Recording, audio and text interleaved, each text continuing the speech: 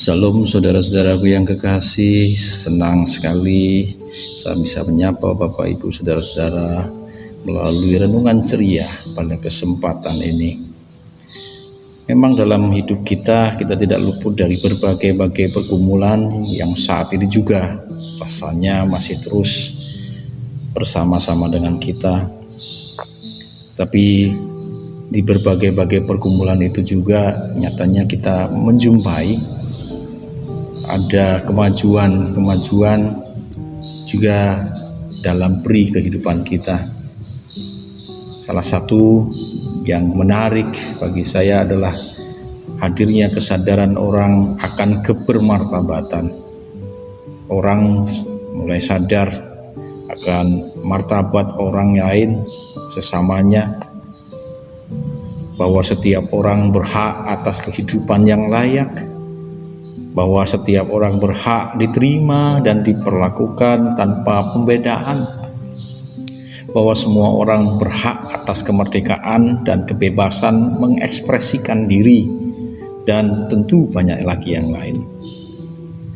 Kesadaran ini nyatanya telah melahirkan banyak gerakan pembebasan, gerakan untuk mengupayakan kesetaraan dan lain sebagainya.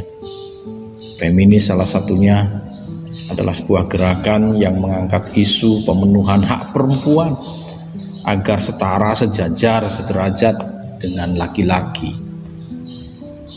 Tetapi sayang, seringkali kesadaran ini tak serta-merta menjaminkan orang bertindak sama seperti kesadarannya. Seringkali perjuangan kesetaraan gender yang diusahakan para feminis justru dikhianati oleh para perempuan sendiri. Terlihat ketika banyak perempuan yang justru memperlakukan sesama perempuan dengan tidak manusiawi. Beberapa waktu yang lalu kita ditunjukkan tentang sebuah kisah seorang perempuan nyonya yang dengan santai dan lahap makan di restoran, sedangkan pengasuh anaknya yang juga adalah perempuan justru dibiarkannya menonton. Dan ketika orang lain akan membantu pengasuh anaknya itu dengan memberikannya makanan, justru sang nyonya ini marah. Bukankah ini sebuah pengkhianatan terhadap perjuangan kesetaraan perempuan, supaya perempuan punya martabat yang sama? Kita juga tahu bagaimana ada pegiat HAM yang justru juga menjadi pelaku kejahatan HAM, dan banyak lainnya tentu. Ya, itulah gambaran sebagian dari hidup kita. Banyak orang hidup dalam paradoks. Banyak orang hidup dalam dua dunia, di mana yang satu terhadap yang lain justru bertentangan, berkebalikan. Di sisi kehidupan sini mereka menjadi pejuang keadilan, kebenaran, dan kasih.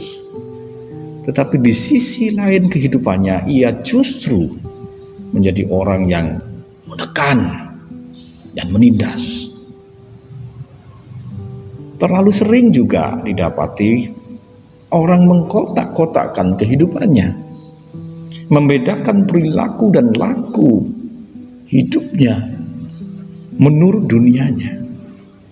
Di satu sisi dia adalah umat yang taat beribadah, yang tidak pernah meninggalkan kewajiban ibadahnya. Persekutuan terus dilakukan dan tak pernah ketinggalan untuk kegiatan-kegiatan gereja. Tetapi di sisi lain, kala ia hadir dalam dunia sehari-hari, ia melepaskan hampir seluruh nilai ajaran agamanya dan justru memberlakukan nilai dan aturan pekerjaan yang seringkali bahkan bertentangan dengan ajaran agamanya yang ia yakini. Sepertinya itu yang juga terjadi pada umat Israel, sebagaimana dinyatakan dalam Yesaya 58 ayat 1 sampai dengan 14. Saya akan bacakan sebagian. Memang setiap hari mereka mencari aku dan suka untuk mengenal segala jalanku. Seperti bangsa yang melakukan yang benar dan yang tidak meninggalkan hukum Allahnya. Mereka menanyakan aku tentang hukum-hukum yang benar. Mereka suka mendekat menghadap Allah, tanyanya. Mengapa kami berpuasa dan engkau tidak memperhatikannya juga? Mengapa kami merendahkan diri dan engkau tidak mengindahkannya juga?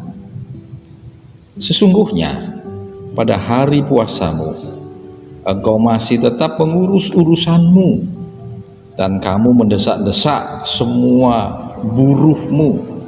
Sesungguhnya kamu berpuasa sambil berpantah dan berkelahi, serta memukul dengan tinju dengan tidak semena-mena. Dengan caramu berpuasa seperti sekarang ini, suaramu tidak akan didengar di tempat tinggi. Sungguh-sungguh, inikah berpuasa yang kukehendaki, dan mengadakan hari merendahkan diri? Jika engkau menundukkan kepala seperti gelagah dan membentangkan kain karung dan abu sebagai lapik tidur, sungguh itukah yang kau sebutkan berpuasa? Mengadakan hari yang berkenan pada Tuhan? Bukan. Berpuasa yang kukehendaki ialah supaya engkau membuka belenggu-belenggu kelaliman dan melepaskan tali-tali kuk, supaya engkau memerdekakan orang yang teraniaya dan mematahkan setiap kuk, supaya engkau memecah-mecah rotimu bagi orang yang lapar dan membawa ke rumahmu orang miskin yang tak punya rumah.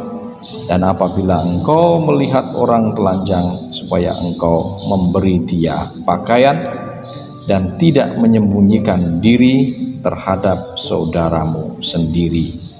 Pada waktu itulah terangmu akan merekah seperti fajar dan lukamu akan pulih dengan segera.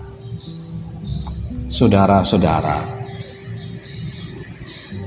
mereka umat Israel memisahkan ritual keagamaan dengan praktik hidup keseharian. Tanpa sikap mereka dengan tanpa rasa bersalah, mereka menghadap hadirat Tuhan, melakukan berbagai ritual agamanya, namun dalam kesehariannya mereka justru adalah pelaku penindasan, orang lalim yang membiarkan belenggu tetap mengikat orang, bahkan memelihara belenggu itu untuk kepentingan dirinya sendiri. Bagi Tuhan, ibadah yang seperti itu tidak berkenan. Bagi Tuhan, ibadah yang sesungguhnya bukan melepaskan ritual dengan praktik kehidupan, tetapi sebaliknya, ibadah yang sesungguhnya adalah menyerahkan keseluruhan hidup, di mana yang ritual di bait Allah dilakukan dan menjadi spirit hidup umat yang dipraktekkan dalam hidup nyata sehari-hari juga bersama dengan yang lain. Oleh karenanya tidak mungkin orang yang taat beribadah hidup dalam paradoks. Tidak bisa.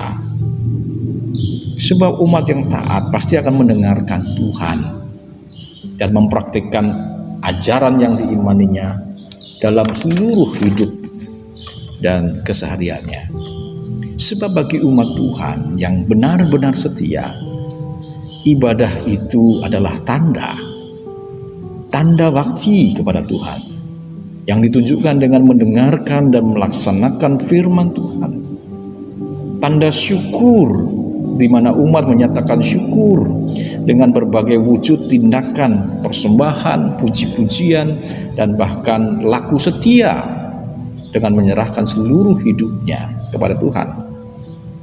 Sebagai sebuah respon tentunya atas tindakan Tuhan yang telah memberinya anugerah. Ibadah adalah tanda keselamatannya, bahwa ia telah menerima anugerah pengampunan dosa, pemeliharaan, pertolongan, penyertaan, dan lain sebagainya. Dan saat ini, ia hidup dalam anugerah itu, yakni dengan hidup menuruti dan menyatakan kehendak Tuhan dalam hidupnya. Jadi dengan mengingat firman ini, sudah selayaknya kita benar-benar harus berani hidup selaras dengan iman kita. Berani hidup dan memberikan seluruh hidup kita sebagai persembahan bagi Allah, sebagai ibadah kita. Sebab seperti pernyataan Tuhan dalam Yesaya, Tuhan menginginkan ibadah kita adalah ibadah yang memberikan seluruh hidup kita kepadanya, dan itulah yang berkenan kepada Tuhan. Sebab ibadah kita hendaknya juga menjadi tanda yang kelihatan, tanda bakti, tanda syukur, tanda keselamatan kita yang kelihatan, yang tampak dalam seluruh laku kehidupan kita. Dan dengan demikian ibadah kita hendaknya adalah ibadah yang turut memperbarui kehidupan pribadi kita, tetapi juga kehidupan yang lebih luas. Tindakan kita mesti berkontribusi, berdampak, menghadirkan keadilan, kebenaran, dan kasih. Seperti halnya menolong orang kecil, menolong orang yang tertindas, hingga akhirnya mereka bisa bebas dan menikmati kehidupan yang bermartabat.